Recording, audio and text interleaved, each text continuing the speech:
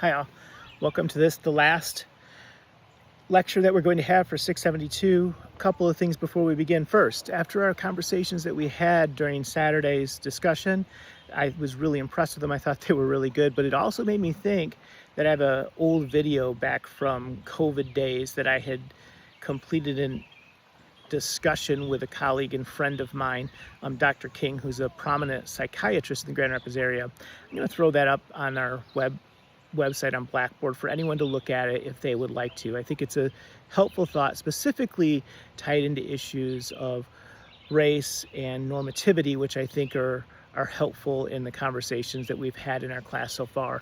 But today we're going to talk about policy, and we're going to talk about how policies are created.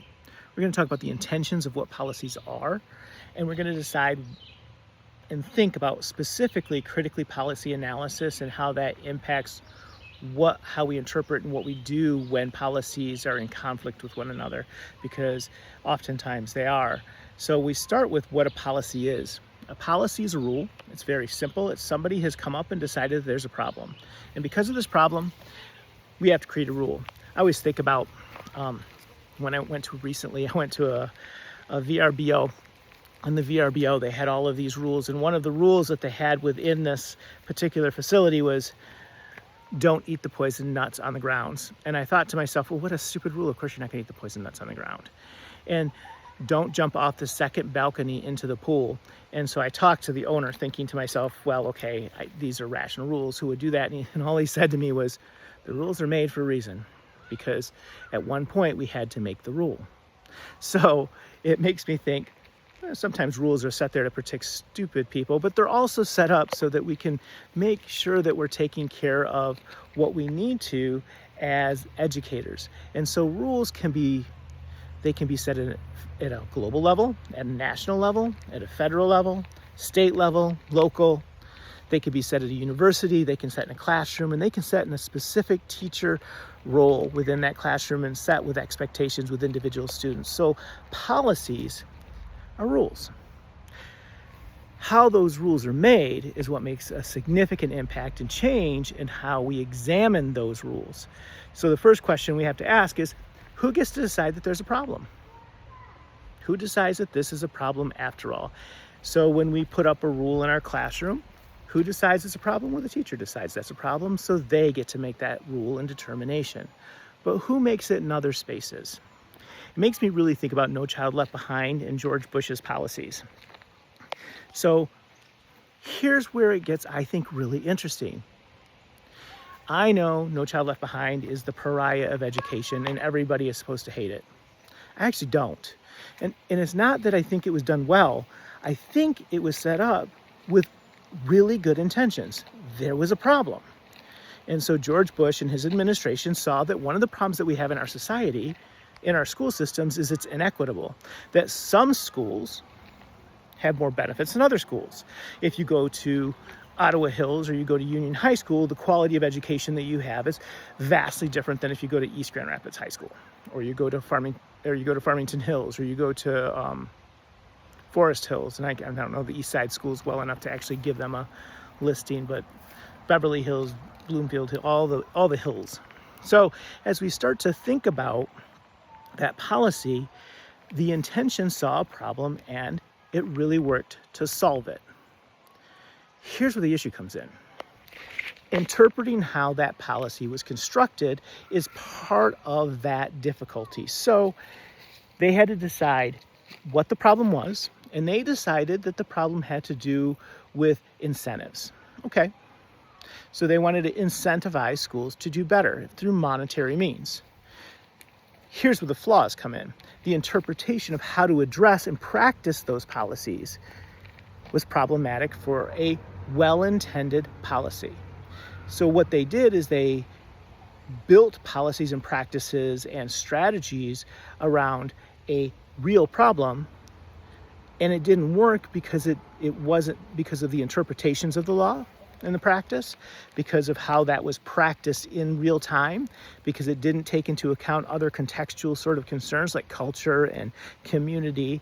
It made the assumption that every locality should have exactly the same education system, or even urban and rural and suburban schools should have the same education system just because we have these standards. Standards are never a problem. It's important to have high standards, but how we implement those standards, that's where we have to decide to make a difference. So that policy practice becomes an essential component of how our work is done. So in addition to that, I want us to start thinking about how we're going to critically analyze these. So as we start to critically analyze it, the first thing we're going to do is who defined the problem? Who defined it? Who made that decision? What were the intentions of that? And where did it come from initially as far as how that problem was defined? In the No Child Left Behind, the executive branch decided that was a problem and implemented it. Who has the power? Well, they had the power because they had the purse strings. Here's where it becomes convoluted when we start to do critical analysis. Those first two questions tend to be reasonably easy. Even locally, if you're in a classroom, the first two questions are easy. Who defined the problem if you have students biting each other in class? You as a teacher, there's a new thing out that you bite each other. Who knows? Fourth graders do all kinds of weird things. So you decide that this is a problem. You are the one that decided it. Who has the power? You have the power because you're in charge of the classroom. Whose interests are representative? In No Child Left Behind, it should be students' interests. This is where it gets really complicated, because it isn't student interests that were always a part of the discussion when No Child Left Behind came in, because money started to become a part of the discussion. It was testing and how to create accountability.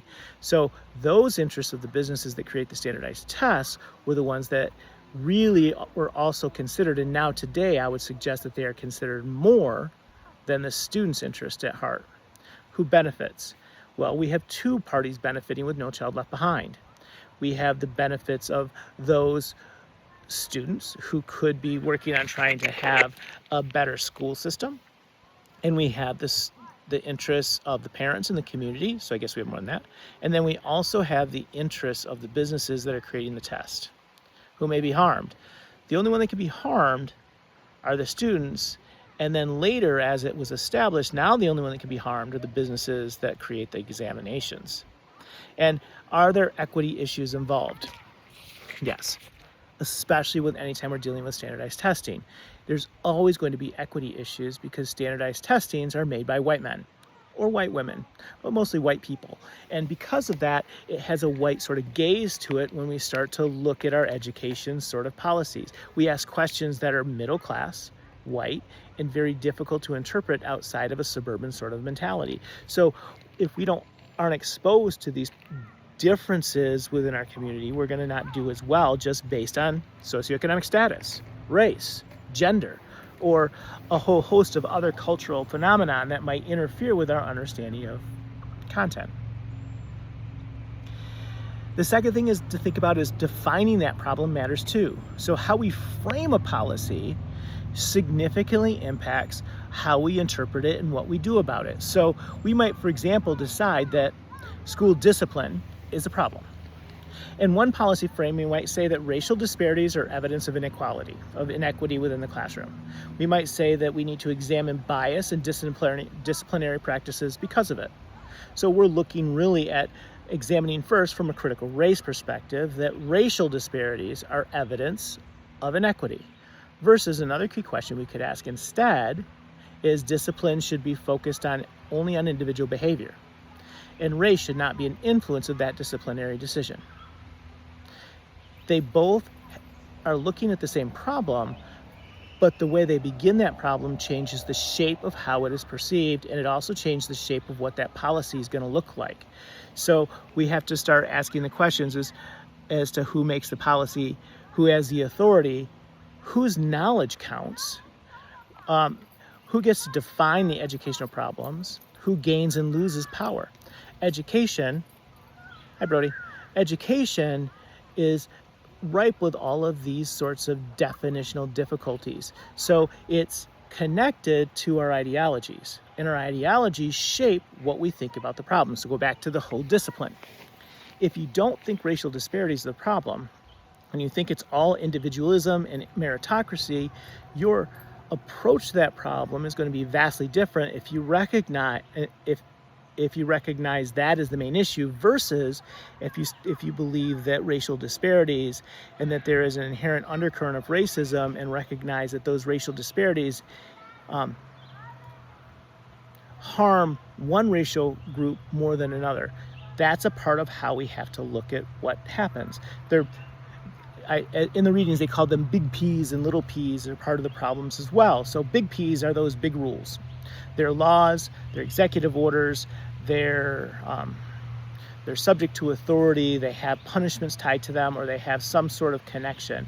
So all of these are big P sort of policies versus little p policies, which are those practices and procedures and smaller sort of interpretations of those policies that shape how it is implemented.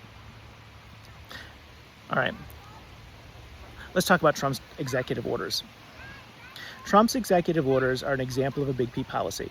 They're an executive order, they're not a law, but they are a policy that has been put forth through the executive branch that makes a determination on who gets to have say over the curriculum, who gets to have authority over what we teach and how we teach it. And so this is connected to state monies, and it has state authority and control over it as well. So what we have to think about is what that rule said. So thinking about the policy and how it was defined. The Trump administration defined policy problem as diversity, equity, and inclusion being directly problematic with creating racial inequities within the school system, that white people were being oppressed due to DEI policies that are in place. I'm trying to do that in a really good way, and I don't think I did it well, so go look at it yourself too, so that interpretation can be made clear to you specifically. But this was the intent. So looking at that, they defined using their ideological lens, decided that that was the framing of that policy. And they looked at what was happening in our school systems and said, this is problematic, we need to change it. Okay, so internationally, nationally, there are institutions and organizations that help define what is important for a teacher to know. CAPE is ours, but there's others internationally, and they have a few things that are really, they have commonalities. Each of them have some significant commonalities that I think are absolutely worth thinking about. So one of those commonalities is that when a part of our teacher dispositions that we have to have within these nationally and internationally accredited teacher education programs is a requirement, a rule, a policy for us to have equitable and equal classrooms that are inclusive. The assumption being in all of these international and national pieces is that you're supporting all students in the classroom, inclusive. So that means that you need to respect diversity. Here's the tension. I'm sure you can see it. So executive order says, don't like DEI policies, they're problematic, get them out of there. Teacher accreditations say, have to have diverse, equity, and inclusive practices within your classroom. You need to have culturally responsive teaching. It's the right thing to do because it helps teach all students. We have a cultural mismatch, an ideological chasm between those two different ways of looking at this policy. So that's when we go back to our critical analysis. Who does this benefit? Who are the participants? Oh, hold on. Say hi to my dog. Hey, Adam. So who are my participants? Who are the ones that are being affected by this particular policy, and how do we round the hole, round that square peg? How do we create a policy that is nationally, federally mandated, and one that is mandated by our educational practices and policies that tell us two different things? Well, we have to look at our ideological practices, and we have to ask those questions as to who does it benefit. In this case, I'm going to suggest eliminating DEI policies supports business acumen. It supports a perpetuation of racist ideologies that have been a foundation of our school systems for a very long time. It neglects, and who gets harmed in the end is the students that have been served by those educational policies to pay back or to reimburse an educational debt that has existed since the 1500s, when black and brown people were brought to the United States to act as slaves. So these constructs shape our interpretation of policy, and that's where it becomes so difficult. So thinking about those pieces and the professional responsibilities, these teacher positions are difficult. So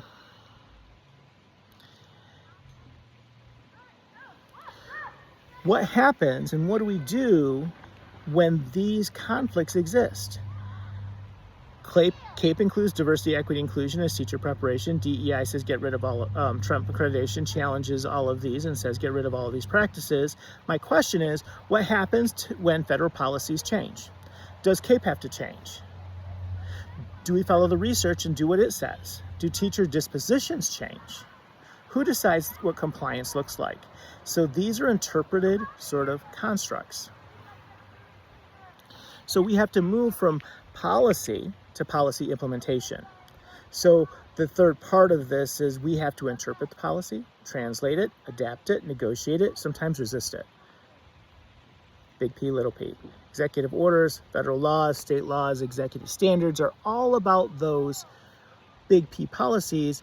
School rules, department decisions, program expectations, teacher dispositions, local procedures, all of those are little p's. That's a resistance point. Okay, this is not dire. It's stupid, but it isn't dire.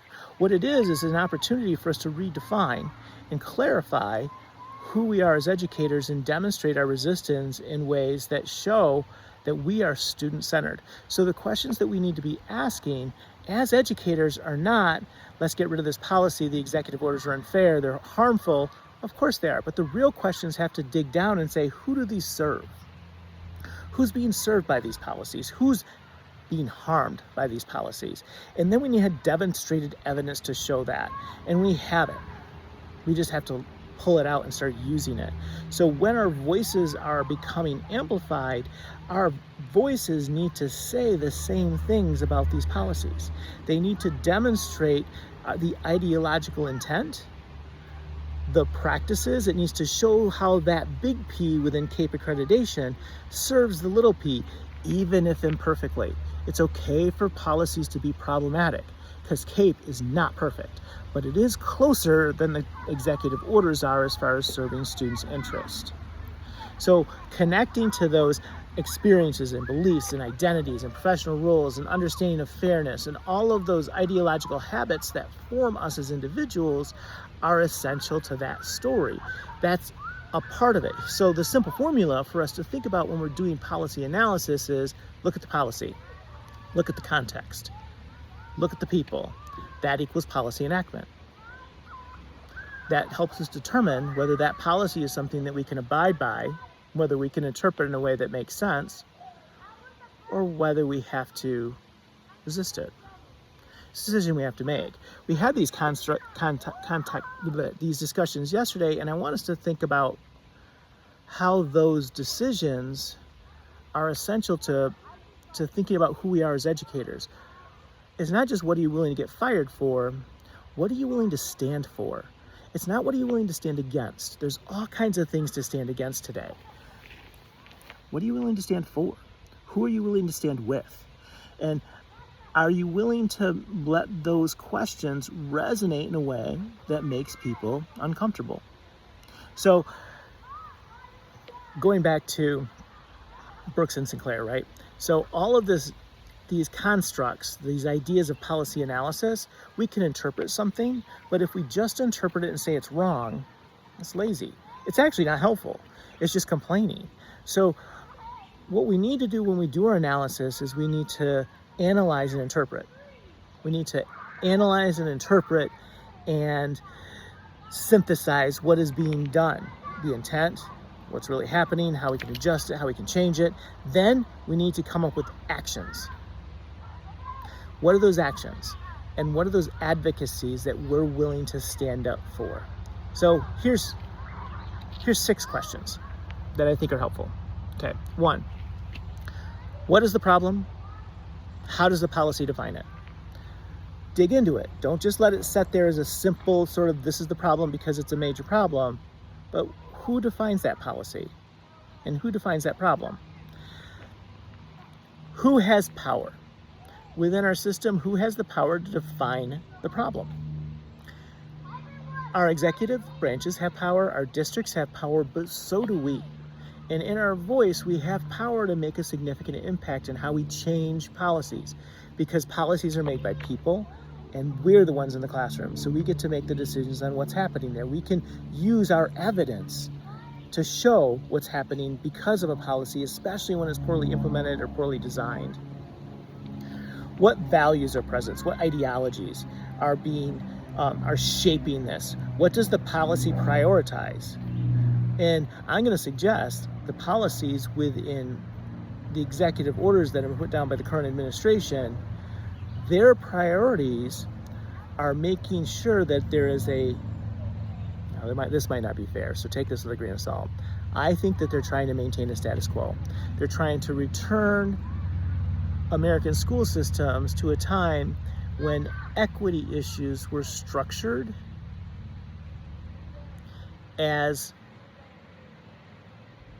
they weren't structured, as equity issues were completely oblivious to educators and oblivious to most of society, because we didn't recognize any difference, because we lived in a white normative sort of gaze that kept us blinded to some of the serious discipline problems that are happening.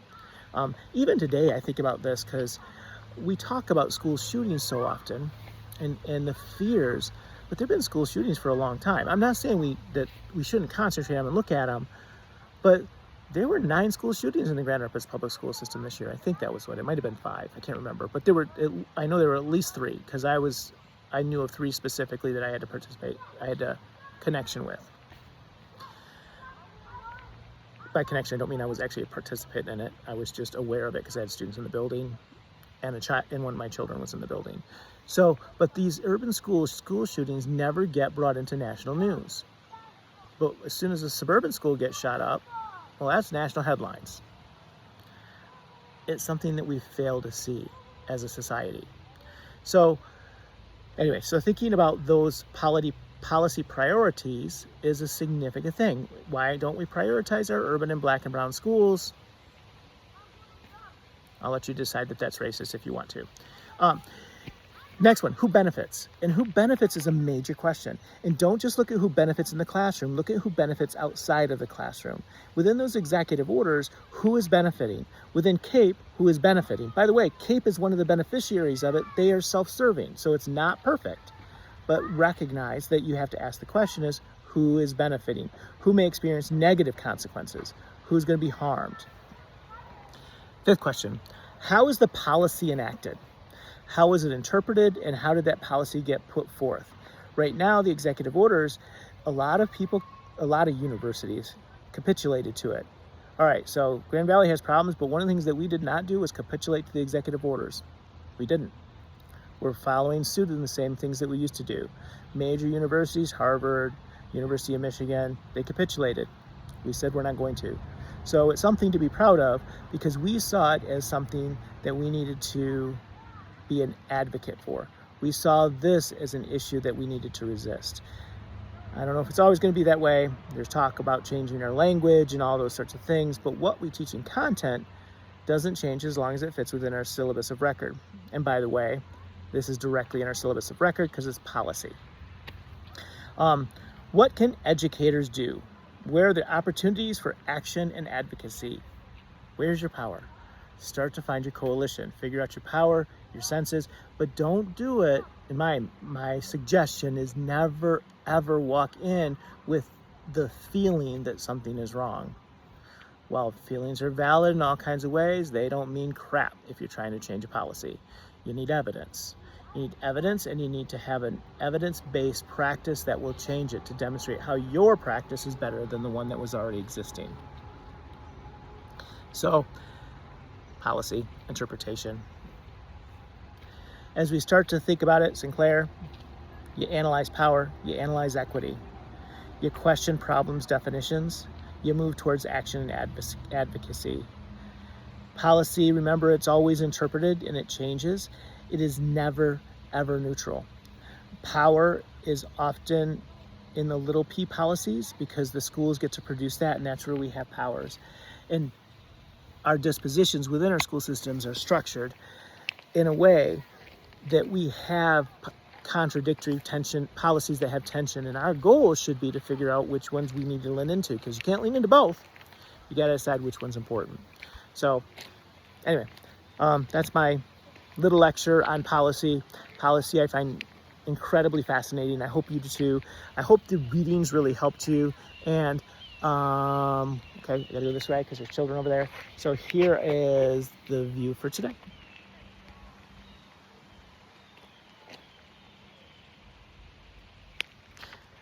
I am back in the States. I wonder where I'm at. Have a great day, everybody.